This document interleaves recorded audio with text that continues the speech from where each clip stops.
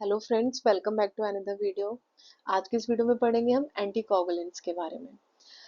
Anticoagulants ऐसे substance होते हैं जो ब्लड को क्लॉट होने से प्रिवेंट करते हैं।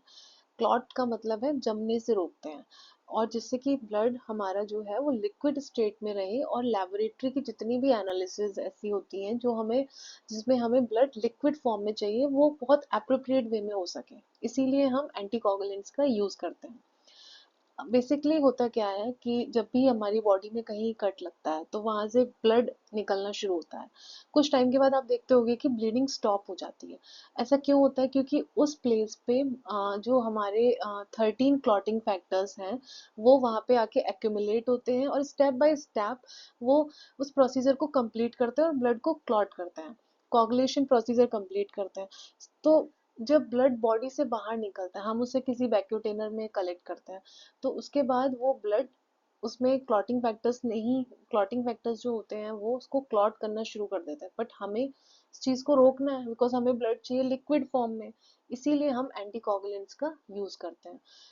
एंटीकोगुलेंट्स का क्या काम है? ये ब्लड क्लॉट फॉर्मेशन होने से रोकते हैं, जिससे कि एक्यूरेट लेबोरेटरी टेस्ट रिजल्ट्स मिल सके, और ब्लड सेल्स की मॉर्फोलॉजी बिल्कुल हमें अप्रोप्रिएट मिल सके। जो भी हमारी ब्लड सेल्स हैं वो अपनी नेचुरल फॉर्म में मिल सके, किसी भी सेल डिस्टॉर्शन ना हो, या कोई भी सेल की मॉर्फोलॉजी चेंज ना हो, उसको हम प्रिजर्व रख सके। इसीलिए एंटीकोगुलेंट्स का यूज लेबोरेटरी में किया जाता है। तो हम आज की इस वीडियो में सभी एंटीकोगुलेंट्स को वन बाय वन डिटेल में पढ़ेंगे, और उनके बारे में जानेंगे कि कौन सा एंटीकोगुलेंट जो है उसका मोड ऑफ एक्शन क्या है, वो कैसे काम करता है, कैसे ब्लड को क्लॉट होने से प्रिवेंट करता है, पर्टिकुलर एंटीकोगुलेंट्स के लिए हम कौन सा वैक्यूटेनर यूज करते हैं।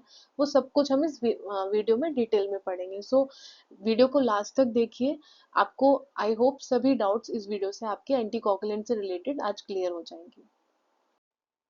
तो बेसिकली लेबोरेटरी में जो एंटीकोगुलेंट्स यूज होते हैं वो हमारे हैं EDTA. EDTA ethylene diamine tetraacetic acid. Next is tri sodium citrate, heparin, double oxalate, sodium fluoride और पोटेशियम ऑक्सलेट। सोडियम फ्लोराइड जो है ये एज ए एडिटिव यूज होता है, एंटी ग्लाइकोलिटिक एजेंट है। एंड पोटेशियम ऑक्सलेट जो है ये हमारा एंटीकोगुलेंट है। तो ये सभी एंटीकोगुलेंट्स यूज होते हैं लैब में ड्यूरिंग द ब्लड कलेक्शन, जिससे कि हम ब्लड को क्लॉट होने से प्रिवेंट कर सके। तो इन सभी को हम डिटेल में पढ़ेंगे अभी वीडियो में आगे। Firstly starts with EDTA. EDTA is ethylene diamine tetraacetic acid. ये है EDTA की फुल फॉर्म। तो EDTA सबसे ज्यादा यूज होने वाला एंटीकोगुलेंट है। स्पेशली ये हिमेटोलॉजी लैब में यूज होता है। ये ब्लड को क्लॉट होने से कैसे प्रिवेंट करता है? ये क्या करता है, ये कैल्शियम आइंस को बाइंड कर लेता है। जो भी ब्लड में कैल्शियम आइन प्रेजेंट होते हैं उसको ये बाइंड कर लेता है, जिससे कि क्लॉटिंग प्रोसेस कंप्लीट नहीं हो पाती। अब मोड ऑफ एक्शन क्या है? Mode of action is how it can be work. तो सबसे पहले जैसे कि मैंने बताया कि कैल्शियम आइंस को बाइंड करता है। हमारे 13 क्लॉटिंग फैक्टर्स में से फोर्थ फैक्टर जो होता है कैल्शियम। तो जब कैल्शियम को ये बाइंड कर लेगा तो बाकी के स्टेप्स नहीं हो पाएंगे, बिकॉज कैल्शियम जो है वो मल्टीपल क्लॉटिंग फैक्टर्स को एक्टिवेट होने में हेल्प करता है, जिससे कि कोगुलेशन कैस्केड जो है हमारा वो इनकम्प्लीट होगा, कोगुलेशन प्रोसेस कंप्लीट नहीं हो पाएगी, जिस तरह से क्लॉट नहीं बन पाएगा। ईडीटी कई फॉर्म्स में अवेलेबल होता है, या मल्टीपल सॉल्ट्स में ये अवेलेबल है, जैसे कि डाइपोटेशियम ईडीटी है, ट्राइपोटेशियम ईडीटी है, and the next is die sodium EDT है। तो जो डाइपोटेशियम ईडीटी है ये कॉमनली यूज होता है, बिकॉज ये पाउडर फॉर्म में होता है, तो ये मिनिमम ब्लड डाइल्यूशन करता है, जिस वजह से रिजल्ट्स भी एक्यूरेट मिलते हैं, और ब्लड सेल की मॉर्फोलॉजी भी मेंटेन रहती है, प्रिजर्व रहती है। इसीलिए इसी को ज्यादातर यूज किया जाता है, डाइपोटेशियम ईडीटी को। बाकी के जो है ट्राइपोटेशियम और डाइसोडियम ईडीटी है, इनको रेयरली यूज करते हैं, बिकॉज ये जो है ये लिक्विड फॉर्म में होते हैं, तो इससे रिस्क मैक्सिमम रिस्क होता है ब्लड डाइल्यूशन का। फिर है colour of EDTA while. EDTA while दिखती कैसे है, आप उसको कैसे आइडेंटिफाई करोगे? तो जितने भी वैक्यूटेनर्स होते हैं उनको हम उनके ट्यूब के टॉप से डिफरेंशिएट करते हैं। तो अगर सपोज लैवेंडर या पर्पल टॉप की ट्यूब आपको दिख रही है तो वो होगी ईडीटीए ट्यूब या ईडीटीए वाइल, ईडीटीए वैक्यूटेनर, जिसे हम हिमेटोलॉजिकल इन्वेस्टिगेशंस के लिए यूज करते हैं। फिर है पिंक टॉप बाइल। अगर ये आपको दिख रही है तो ये भी ईडीटीए बाइल ही है, सेम ही चीज है, बस स्पेसिफिकली इसको हम ब्लड बैंक में यूज करते हैं। नेक्स्ट बात करते हैं रिकमेंडेड कॉन्सेंट्रेशन या प्रोपोर्शन के बारे में कि ईडीटीए कितना यूज होता है पर एमएल ऑफ ब्लड। तो रिकमेंडेड कॉन्सेंट्रेशन है 1.5 टू 2.0 मिलीग्राम ईडीटीए पर एमएल ऑफ ब्लड। तो ये रेशियो इंपॉर्टेंट है बिकॉज सपोज अगर एक्सेस ईडीटीए होगा वाइल में तो उससे क्या होगा, सेल्स जो होंगी वो श्रिंक कर जाएंगी और सेल्स का मॉर्फोलॉजी भी चेंज हो जाएगी। ठीक है, उसके बाद है यूजेस ऑफ ईडीटीए। जैसा कि बताया था कि ईडीटीए जो हेमाटोलॉजिकल इन्वेस्टिगेशन के लिए यूज होता है, और क्या क्या टेस्ट उससे परफॉर्म किए जा सकते हैं, जितने भी हेमाटोलॉजिकल इन्वेस्टिगेशन हैं like complete blood count, total and differential leukocyte count, HB estimation करना हो, प्लेटलेट काउंट के लिए भी यूज होते हैं, पेरिफेरल ब्लड स्मीयर एग्जामिनेशन के लिए भी यूज होता है बिकॉज जैसे कि बताया था कि ब्लड सेल्स की मॉर्फोलॉजी प्रिजर्व रहती है ईडीटीए में। इसी वजह से पेरिफेरल ब्लड स्मीयर के लिए भी इसको यूज किया जाता है। ईएसआर अगर विंट्रोप मेथड से करा जा रहा है तो ईडीटीए वाइल में सैंपल कलेक्ट किया जाएगा। एचबी एस्टिमेशन के लिए भी यूज होता है। So these are the uses of EDTA. Uses of EDTA in blood bank. तो ब्लड बैंक में हम ईडीटीए में कब सैंपल लेते हैं, जब ब्लड ग्रुपिंग करनी हो, एबीओ या आरएच टाइपिंग, एंटीबॉडी स्क्रीनिंग के लिए यूज करते हैं, क्रॉस मैचिंग प्रोसीजर्स के लिए भी यूज होता है, ट्रांसफ्यूजन रिएक्शन का इन्वेस्टिगेशन के प्रोसेस के लिए भी यूज होता है। क्यों इसको प्रेफर किया जाता है, बिकॉज ये क्या करता है, ये रेड सेल के एंटीजन्स को स्टेबल रखता है, उनकी रेड सेल के एंटीजन्स की मॉर्फोलॉजी को चेंज नहीं करता, इस वजह से ब्लड बैंक में ईडीटीए को प्रेफर किया जाता है। नेक्स्ट थिंग है डिसएडवांटेजेस ऑफ ईडीटीए। अभी तक हमने ये पढ़ा कि ईडीटीए के बेनिफिट्स हैं, तो उसके डिसएडवांटेजेस क्या हैं। Firstly it is not suitable for coagulation studies. Why? Because जो ईडीटीए है वो एक स्ट्रॉन्ग चिलेटिंग एजेंट है, वो कैल्शियम को इरिवर्सिबली बाइंड करता है, मींस परमानेंटली बाइंड करता है। सपोज आप उसको बाद में कैल्शियम ऐड करोगे फिर भी वो क्लॉटिंग प्रोसेस को रेगुलेट नहीं करेगा, इनिशिएट नहीं होने देगा। तो ये एक ड्रॉबैक है, इसी वजह से इसको कोगुलेशन स्टडीज में यूज नहीं करते। Second thing is prolong storage of blood in EDTA causes. अगर आप लंबे समय तक ईडीटीए में सैंपल को रखेंगे तो क्या होगा कि रेड सेल्स जो होंगी उनकी मॉर्फोलॉजी चेंज होगी, क्रिनेशन एंड स्फेरोसिटिक चेंजेस देखने को मिलेंगे। क्रिनेशन का मतलब होता है कि रेड सेल्स जो होती हैं वो स्पाइक्ड एजेस होंगे, नॉच्ड एजेस होंगे या ब्रेक डाउन हो जाएंगी, है ना। और स्पेरोसिटिक मीन्स स्पेरोसाइट्स के फॉर्म में हो जाएंगी। न्यूट्रोफिल्स जो होंगी वो उनके जो लोब्स हैं, न्यूक्लियर लोब्स, वो सेपरेट हो जाएंगे, ग्रेनुल्स लॉस हो जाएंगे। प्लेटलेट्स डिसइंटीग्रेशन का मतलब होता है कि प्लेटलेट्स जो होंगी वो ब्रेक डाउन हो जाएंगी फ्रेगमेंट्स में, जिससे कि फॉल्सली लो प्लेटलेट्स देखने को मिलेंगी। तो ये थे डिसएडवांटेजेस ईडीटीए के बारे में। नेक्स्ट एंटीकोगुलेंट है हमारा ट्राइसोडियम सिट्रेट। इसको भी वाइडली यूज किया जाता है, मोस्टली कोगुलेशन स्टडीज के लिए और ब्लड बैंक के प्रोसीजर्स में इसको यूज करते हैं। ये ब्लड कोगुलेशन को कैसे प्रिवेंट करता है, ये रिवर्सिबली बाइंडिंग करता है कैल्शियम आयंस की, बट ईडीटीए में ऐसा नहीं था, वो इरिवर्सिबली बाइंड करता था। दैट मीन्स अगर एक बार कैल्शियम आयंस को बाइंड कर लिया तो वो परमानेंटली बाइंडिंग होती थी, दोबारा से क्लॉटिंग प्रोसीजर शुरू नहीं हो सकती थी। बट यहाँ ऐसा नहीं है, ये रिवर्सिबली बाइंड करता है, एक बार बाइंड होगा आप दोबारा से लैब में during the test calcium add करोगे, क्लॉटिंग प्रोसीजर फिर से शुरू हो जाएगी। तो ये ट्राइसोडियम सिट्रेट का एक फीचर है, इसीलिए इसको कोगुलेशन स्टडीज के लिए यूज करते हैं। मोड ऑफ एक्शन क्या है, ये ट्राइसोडियम सिट्रेट जो है कैल्शियम आयंस को ब्लड में बाइंड करेगा, जिससे कि क्या होगा, बाकी के जो क्लॉटिंग फैक्टर्स है वो एक्टिवेट नहीं हो पाएंगे, बट ये बाइंडिंग कैसी होगी, रिवर्सिबल होगी। जब भी आप टेस्ट करोगे, कोगुलेशन टेस्ट कोई भी करोगे, तो आप कैल्शियम ऐड करोगे तो फिर से क्लॉटिंग प्रोसीजर शुरू हो जाएगी। तो मेनली कोगुलेशन स्टडीज के लिए हम जो एंटीकोगुलेंट यूज करते हैं वो है हमारा ट्राइसोडियम सिट्रेट। अभी बात करते हैं ट्राइसोडियम सिट्रेट के कॉन्सेंट्रेशन की, या ब्लड टू एंटीकोगुलेंट रेशियो कितना होगा, है ना। तो स्टैंडर्ड कॉन्सेंट्रेशन कितना होता है for coagulation test, it is 3.2%, and for ESR by Westergren method it is 3.8%। Next thing is blood to anticoagulant ratio, जो कोगुलेशन टेस्ट के लिए होता है वो होता है 9:1, and for ESR it is 4:1।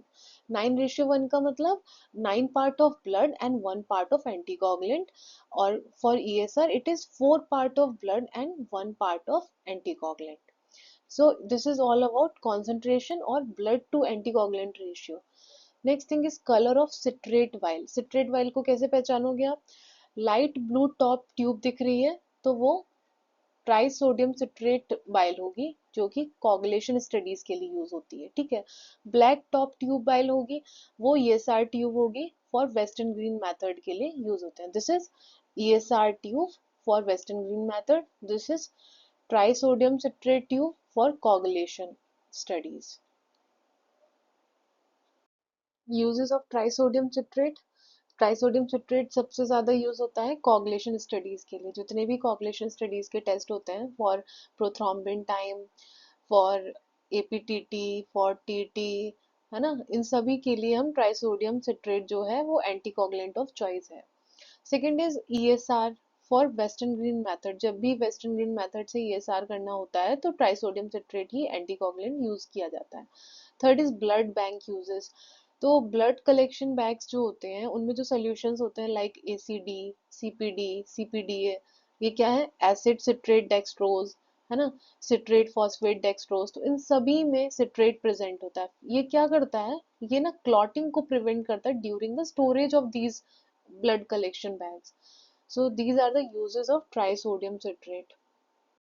Disadvantages या लिमिटेशन की बात करें तो ये क्या करता है ट्राइसोडियम सिट्रेट? ये ब्लड सैंपल को डाइल्यूट कर देता है, बिकॉज ट्राइसोडियम सिट्रेट जो है लिक्विड फॉर्म में होता है, जिस वजह से क्या होगा कि जो टेस्ट रिजल्ट्स होंगे वो इनएक्यूरेट होंगे।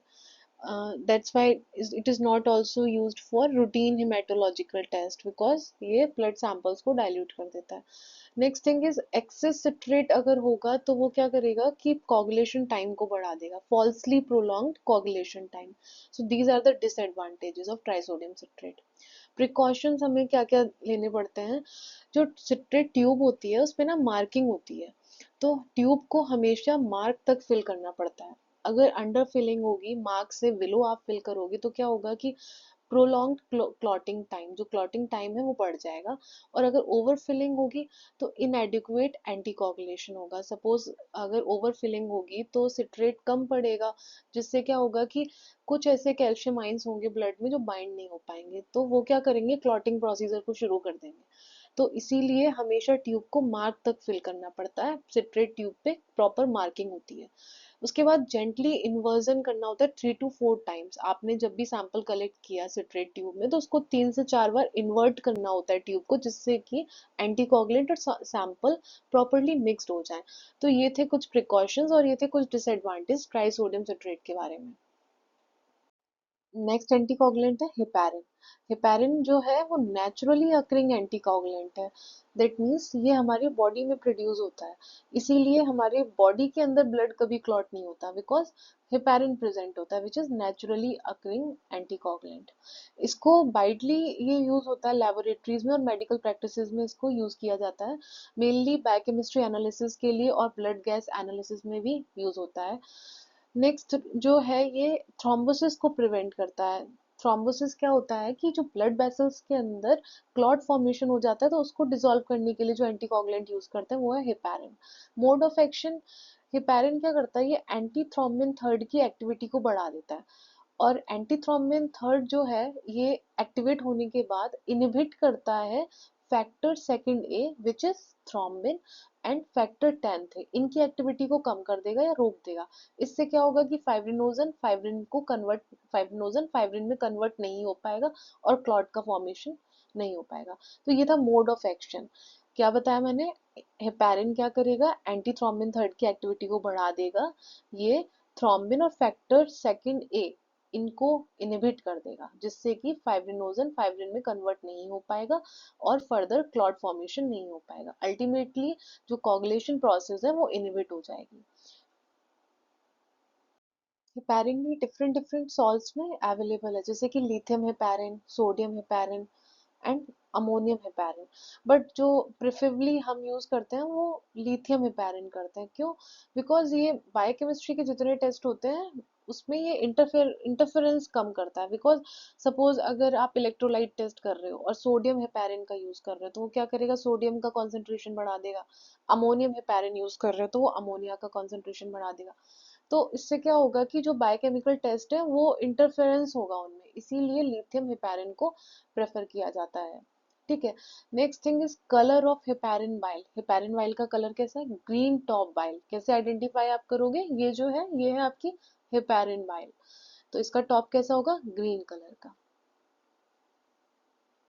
लेबोरेटरी में हेपेरिन का कहाँ यूज होता है? जितने भी बायोकेमिस्ट्री के टेस्ट होते हैं, लाइक जो प्लाज्मा बेस्ड टेस्ट होते हैं, उनमें हम हेपेरिन एंटीकोगुलेंट यूज करते हैं। इलेक्ट्रोलाइट टेस्ट के लिए भी यूज करते हैं। ब्लड गैस एनालिसिस करना है आर्टीरियल ब्लड से, तो उसके लिए भी एंटीकोगुलेंट हेपेरिन यूज किया जाता है। अमोनिया एस्टिमेशन के लिए। तो ये थे लेबोरेटरी यूजेस। क्लिनिकल यूजेस की बात करें तो जो थ्रोम्बो एम्बोलिक डिसऑर्डर्स हैं उनको ट्रीट करने के लिए भी हेपेरिन एंटीकोगुलेंट यूज किया जाता है, या during cardiac surgery heparin anticoagulant use करते हैं। तो ये थे यूजेस ऑफ हेपेरिन। डिसएडवांटेजेस या लिमिटेशन की बात करें हेपेरिन के बारे में, तो ये हेमेटोलॉजी के जो टेस्ट होते हैं उनके लिए यूजफुल नहीं होता। क्यों? बिकॉज ये क्या करता है कि सेल की मॉर्फोलॉजी को चेंज कर देता है। जो सेल्स होंगी वो श्रिंक हो जाएंगी, या सेल्स का डिस्टॉर्शन हो जाएगा, तो इस वजह से इसको हेमेटोलॉजी टेस्ट के लिए यूज नहीं करते। सेकेंड थिंग इज ये प्लेटलेट क्लम्पिंग भी करता है, कि जो सेल्स होती है वो क्लम्प हो जाती है, तो प्लेटलेट क्लम्पिंग हो जाएगी, तो जब भी प्लेटलेट काउंट होगा किया जाएगा तो प्लेटलेट काउंट कैसा निकलेगा? False low platelet count. ठीक है, फॉल्सली लो प्लेटलेट काउंट देखने को मिलेगा। ठीक है, तो ये एक डिसएडवांटेज है। कोगुलेशन स्टडीज के लिए भी इसको यूज नहीं करते, और ब्लड बैंक टेस्टिंग में भी यूज नहीं करते ड्यू टू इट्स ड्रॉबैक, क्योंकि ये सेल मॉर्फोलॉजी को चेंज करता है। ठीक है, ये थे डिसएडवांटेजेस है पैरेंट के। नेक्स्ट एंटीकोगुलेंट जो लेबोरेटरीज में यूज होता है वो है डबल ऑक्सिलेट। ये एंटीकोगुलेंट मिक्सचर है, मींस दो एंटीकोगुलेंट का मिक्सचर है, लेबोरेटरीज में यूज होता है ये। कुछ हेमेटोलॉजिकल टेस्ट को परफॉर्म करने के लिए यूज करता है, जैसे कि ईएसआर हमें विंट्रोप मेथड से करना है, तो जो एंटीकोगुलेंट यूज किया जाएगा वो है डबल ऑक्सिलेट। वहीं ईएसआर अगर हमें वेस्टर्न ग्रीन मेथड से करना है, तो उसके लिए जो एंटीकोगुलेंट यूज हो रहा है वो ट्राई सोडियम सिट्रेट यूज होता है। ठीक है, अब इसका कंपोजिशन देखते हैं। डबल ऑक्सिलेट जो है वो दो ऑक्सिलेट सॉल्ट के मिलने से बना है। कौन कौन से? पहला potassium oxalate and second one is ammonium oxalate. और इन दोनों को हमें ना एक बैलेंस्ड रेशियो में यूज करना पड़ता है, जिससे कि मिनिमाइज हो सके सेल डिस्टॉर्शन। अगर सपोज इसमें से एक का भी रेशियो ज्यादा होता है तो सेल का डिस्टॉर्शन हो जाता है, सेल की मॉर्फोलॉजी चेंज हो जाती है। तो दोनों ही ऑक्सिलेट को प्रॉपर बैलेंसिंग रेशियो में यूज किया जाता है।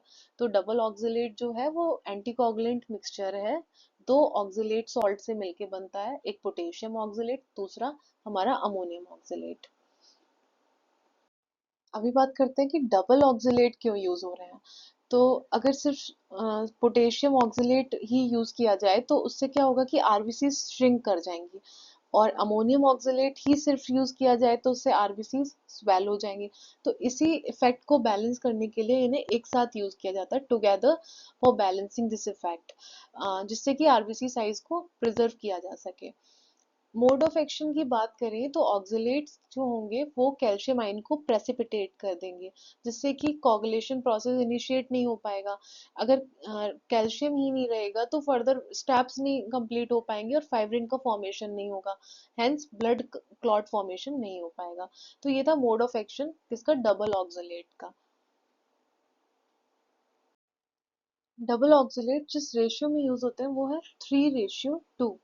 दैट मीन्स अमोनियम ऑक्सिलेट जो होगा वो 3 पार्ट होगा और पोटेशियम ऑक्सिलेट होगा 2 पार्ट होगा। फिर यूजेस की बात करें तो इसको हम विंट्रोव मेथड से जब ईएसआर करते हैं तो उसके लिए हम डबल ऑक्सिलेट एंटीकोगुलेंट यूज करते हैं। डिसएडवांटेजेस और लिमिटेशन जो है वो ये है कि अगर लॉन्ग पीरियड के लिए सैंपल को स्टोर कर रहे हैं तो ये हेमोलिसिस कॉज करता है। Not suitable for platelet count, because ये प्लेटलेट्स की क्लम्पिंग करता है, जिससे कि फॉल्सली लो प्लेटलेट काउंट देखने को मिलता है, और सेल की मॉर्फोलॉजी को भी चेंज करता है। तो ये कुछ डिसएडवांटेजेस लिमिटेशन है डबल ऑक्सिलेट की। अनदर एंटीकोगुलेंट जो लेबोरेटरीज में यूज होता है वो है sodium fluoride. It is anti glycolytic agent. Anti glycolytic का मतलब है ये ग्लाइकोलिसिस को प्रिवेंट करता है और सैंपल में ग्लूकोज के ब्रेकडाउन को प्रिवेंट करता है। ठीक है, और इसको हम जिस एंटीकोगुलेंट के साथ यूज करते हैं वो है हमारा पोटेशियम ऑक्सलेट। तो सोडियम फ्लोराइड जो है वो एंटी ग्लाइकोलिटिक एजेंट है। It is used with anticoagulant which is potassium oxalate. Composition की देखें तो सोडियम फ्लोराइड जो है एंटी ग्लाइकोलिटिक एजेंट है, पोटेशियम ऑक्सलेट जो है वो एंटीकोगुलेंट है। मोड ऑफ एक्शन को देखें तो सोडियम फ्लोराइड क्या करेगा, ये इनुलेज एंजाइम की एक्टिविटी को इनिबिट करेगा, जिससे कि ग्लूकोज का ब्रेकडाउन नहीं होगा और ब्लड सैंपल में ग्लूकोज का लेवल मेंटेन रहेगा। ये था मोड ऑफ एक्शन, इनुलेज एंजाइम को इनिबिट करेगा सोडियम फ्लोराइड, जिससे कि ग्लूकोज का ब्रेकडाउन नहीं हो पाएगा और ब्लड सैंपल में ग्लूकोज का लेवल एक्यूरेट आएगा। सोडियम फ्लोराइड जो होता है वो क्लॉटिंग नहीं करता, ये एंटी ग्लाइकोलिटिक एजेंट है, ये सिर्फ ग्लाइकोलिसिस को प्रिवेंट करता है, ग्लूकोज के ब्रेकडाउन को प्रिवेंट करता है। क्लॉटिंग को प्रिवेंट करने के लिए जो एंटीकोगुलेंट यूज होता है वो है हमारा पोटेशियम ऑक्सलेट। ये क्या करेगा, ये जो भी सैंपल में कैल्शियम आयन होंगे उनको रिमूव करेगा, जिससे कि क्लॉटिंग ना हो सके। तो ये था मोड ऑफ एक्शन हमारा सोडियम फ्लोराइड का। सोडियम फ्लोराइड एंटीकोगुलेंट को हम ब्लड ग्लूकोज एस्टिमेशन के लिए और oral glucose tolerance test OGTT test के लिए यूज करते हैं। कलर जो होगा फ्लोराइड वायल का वो होगा ग्रे टॉप ट्यूब, ये जो दिख रही है ना आपको, ये है फ्लोराइड वायल। तो कॉमनली इसको बायोकेमिस्ट्री एनालिसिस के लिए यूज करते हैं, ग्लूकोज एस्टिमेशन के लिए। प्रोपोर्शन या कॉन्सेंट्रेशन की बात करें तो सोडियम फ्लोराइड जो है वो 2 mg पर ml ऑफ ब्लड प्रेजेंट होगा और पोटेशियम ऑक्सलेट 1 to 2 mg पर ml ऑफ ब्लड प्रेजेंट होगा। सपोज अगर 5 ml ऑफ ब्लड है तो उसमें सोडियम फ्लोराइड जो होगा वो 10 mg होगा और पोटेशियम ऑक्सलेट जो होगा वो 5 to 10 mg प्रेजेंट होगा। डिसएडवांटेज या लिमिटेशन की बात करें तो कुछ बायोकेमिकल टेस्ट हैं जो सोडियम फ्लोराइड एंटीकोगुलेंट से नहीं किए जा सकते, बिकॉज वो उसमें इंटरफेरेंस क्रिएट करता है। दूसरी चीज है कि एंजाइम ऐसे भी इससे परफॉर्म नहीं किया जा सकता, बिकॉज एंजाइम्स की एक्टिविटी को इनिबिट करके उनकी वैल्यू को ऑल्टर करता है। तो इसीलिए ये डिसएडवांटेजेस हैं या लिमिटेशन है जहाँ पे हम सोडियम फ्लोराइड एंटीकोगुलेंट का यूज नहीं कर सकते हैं। बेसिकली अभी हमने जिन जिन टेस्ट के बारे में पढ़ा वो सभी एंटीकोगुलेटेड ब्लड से परफॉर्म किए जाते हैं, जिससे हमें प्लाज्मा ऑब्टेन होता है। बट कुछ ऐसे टेस्ट हैं जो हमें क्लॉटेड ब्लड से करने होते हैं, बिकॉज वो सीरम से करने होते हैं। तो उनके लिए हमें जो वैक्यूटेनर्स या वाइल्स यूज करनी होती है उसमें कोई भी एंटीकोगुलेंट प्रेजेंट नहीं होता है। तो अभी हम पढ़ते हैं उनके बारे में कि हमें सीरम कैसे ऑब्टेन होगा। कुछ ऐसे ट्यूब्स या वैक्यूटेनर्स होते हैं जिसमें कोई भी एंटीकोगुलेंट प्रेजेंट नहीं होता, जिनसे हमें सीरम मिलता है। तो ऐसी जो वायल होती है उसको बोलते हैं प्लेन वायल। कैसे आइडेंटिफाई करेंगे, रेड टॉप ट्यूब होगा, जैसे कि ये दिख रहा है ना, ये आपका प्लेन वायल है। तो इससे हम सीरम सेपरेशन के लिए यूज करते हैं। इसमें कोई भी एंटीकोगुलेंट नहीं होता, कोई भी जेल प्रेजेंट नहीं होता। नेचुरली ब्लड क्लॉट होता है आफ्टर 20 to 30 मिनट। जब भी सैंपल आप कलेक्ट करोगे इस वाइल में, 20 से 30 मिनट बाद सैंपल क्लॉट हो जाएगा। उसको सेंट्रीफ्यूगेशन करेंगे, सेंट्रीफ्यूज करेंगे सैंपल को, तो सीरम सेपरेट हो जाएगा। तो सीरम सेपरेशन के लिए, सीरम ऑब्टेन करने के लिए हमें सैंपल जो लेना पड़ता है वो प्लेन वायल में लेना होता है, जिसमें कोई भी एंटीकोगुलेंट या कोई भी जेल प्रेजेंट नहीं होता। नेचुरली ब्लड क्लॉट होता है आफ्टर 20 to 30 मिनट्स। इसका यूज कहाँ कहाँ है, बायोकेमिस्ट्री के कुछ ऐसे बायोकेमिस्ट्री के जो टेस्ट होते हैं वो मोस्टली सीरम से ही होते हैं, लाइक LFT KFT, है ना, लिपिड प्रोफाइल, ये सभी जो है वो सीरम से होंगे। तो सीरम ऑब्टेन करने के लिए हमें सैंपल प्लेन वायल में लेना होगा। After some time clot form होगा, उसको आप सेंट्रीफ्यूज करेंगे सैंपल को, जिससे आपको सीरम ऑब्टेन होगा। सीरोलॉजी के टेस्ट हैं जैसे कि विडाल VDRL, इन सभी को भी सीरम से ही परफॉर्म किया जा सकता है। हार्मोनल ऐसे परफॉर्म करना है तो उसके लिए भी हमें सीरम चाहिए होगा, तो वो सब हमें प्लेन वाइल से ऑब्टेन होगा। प्लेन वायल के कुछ डिसएडवांटेजेस हैं, जैसे कि इसमें कोई एंटीकोगुलेंट नहीं होता या कोई भी एक्टिवेटर नहीं होता, तो क्लॉटिंग टाइम बहुत लंबा होता है। सपोज अगर कोई सैंपल बहुत आपको फास्टली रिजल्ट देना है, उसको रैपिडली रिजल्ट देना है, तो उसके लिए बहुत टाइम लगता है अगर आप प्लेन वायल में सैंपल लेते हैं। तो ये एक ड्रॉबैक है। दूसरी चीज इसमें है कि रिमिक्सिंग विद सेल्स, आपने सेंट्रीफ्यूज किया और अगर जरा सा शेक हो गई ट्यूब तो फिर वो सेल्स फिर से मिक्स हो जाती हैं। ठीक है, ये एक ड्रॉबैक है प्लेन वायल में सैंपल लेने का। इसी का मॉडिफाइड फॉर्म की ट्यूब आती है, सेम ही वर्क है, वो है SST ट्यूब। SST ट्यूब है सीरम सेपरेटर ट्यूब। इसको आइडेंटिफाई करने के लिए गोल्डन टॉप वायल, ये जो दिख रही है आपको, ये है SST ट्यूब। ये जो टॉप है इसका गोल्डन कलर का है। प्लेन वायल की तरह सेम ही काम करता है, सीरम सेपरेशन के लिए यूज होता है। बट इसमें मॉडिफिकेशन क्या है कि इसमें क्लॉट एक्टिवेटर प्रेजेंट होता है और एक जेल सेपरेटर होता है, जो रैपिडली क्लॉट फॉर्म कराता है सेंट्रीफ्यूगेशन के बाद। तो एडिटिव्स इसमें क्या क्या है, क्लॉट एक्टिवेटर। क्लॉट एक्टिवेटर में होते हैं सिलिका पार्टिकल्स। तो ट्यूब के अंदर सिलिका पार्टिकल्स होते हैं जो ब्लड क्लॉटिंग को बढ़ा देते हैं, जल्दी से क्लॉट फॉर्मेशन हो जाएगा, उसके बाद सेंट्रीफ्यूज करने के बाद हमें सीरम मिल जाएगा। और दूसरी चीज इसमें जो होती है वो जेल सेपरेटर, पॉलीमर जेल होता है। ये क्या करता है, सीरम और ब्लड सेल्स के बीच में डिफरेंशिएट करता है, बीच में होता है ये मिड में, तो जिससे कि रिमिक्सिंग विद सेल्स मिक्स नहीं होती। अगर जरा सी ट्यूब शेक भी होती है तो सेल्स मिक्स नहीं होती। तो this is serum separated tube. It is a modified form of plain vial used for serum separation. SST tube में जो क्लॉटिंग टाइम होता है वो 10 to 15 मिनट्स होता है। बिकॉज इसमें क्लॉट एक्टिवेटर जेल प्रेजेंट होता है, तो ये क्लॉट को बहुत जल्दी बना देता है, 10 से 15 मिनट में जेल फॉर्म हो जाता है। और इसको हम यूज करते हैं, जितने भी रूटीन बायोकेमिस्ट्री टेस्ट हमें जिसमें सीरम की नीड होती है वो सभी इसी से परफॉर्म किए जाते हैं, लाइक LFT, KFT, हार्मोनल एसे, इम्यूनोलॉजिकल एसे या सीरोलॉजी के कोई भी टेस्ट है, वो सब जो भी सीरम से परफॉर्म किए जाते हैं, तो उसके लिए हम प्लेन वाइल या एसएसटी ट्यूब का यूज करते हैं।